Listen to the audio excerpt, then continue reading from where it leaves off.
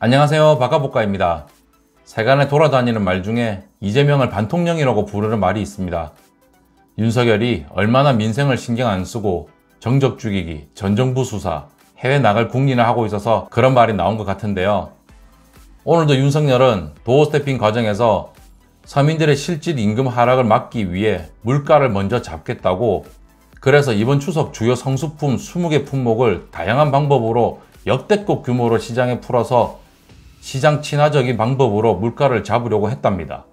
그래서 우리 정부도 이번 추석 성수품 주요 품목 한 20개 정도에 대해서 집중적으로 다양한 방법을 동원해서 시장에 대규모 물량을 공급을 해서 가격 안정을 꾀했습니다.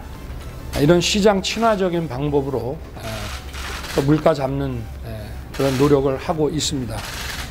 그런데 나는 이번 추석을 준비하면서 도저히 실감하지 못했는데요. 준비할 때 저번보다 적게 준비했는데도 결제금액 앞자리가 바뀌었더라고요. 그런데 20개 품목 풀어서 어쩌고 하면서 그 다음 말에 결과가 없습니다. 20개 품목을 최대로 풀어서 물가가 잡혔다는 건지 못 잡았다는 건지. 그런데 검색을 하다가 웃긴 걸 하나 찾았습니다. 아침에 도어 스태핑 과정에서 추석 물가를 잡겠다고 노력했다고 했는데요. 1990년 9월 14일자 기사와 왜 이렇게 내용이 똑같을까요?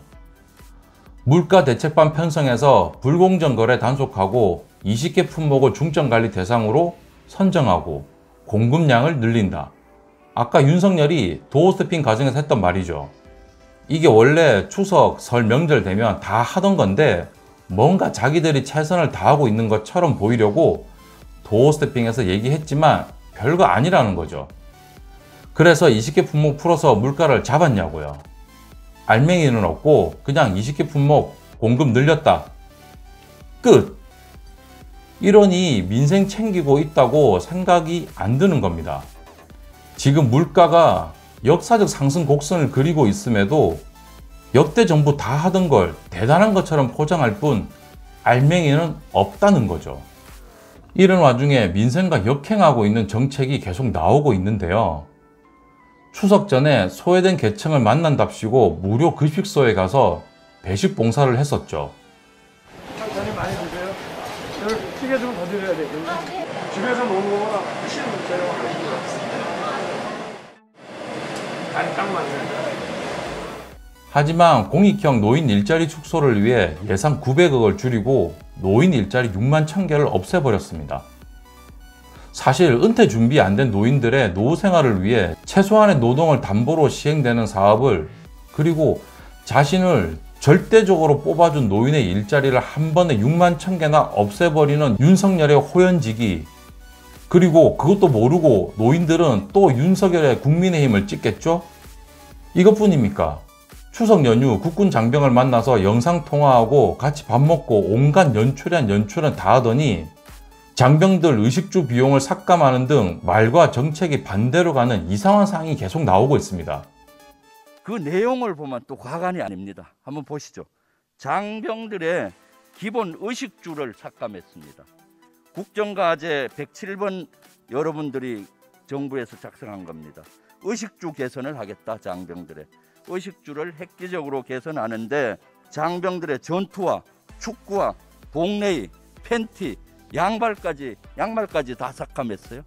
삭감할 게 없어서 여기까지 합니까? 해도 너무한 거 아니에요? 병사들, 장병들 군에서 어떤 목소리가 들리는지 아십니까? 장병들 거는 전투화, 운동화, 팬티까지 삭감하면서 국군 통수권자는 일요일날, 휴일날 자기 신발 사고 있더라. 이런 자조 섞인 얘기가 들리고 있어요.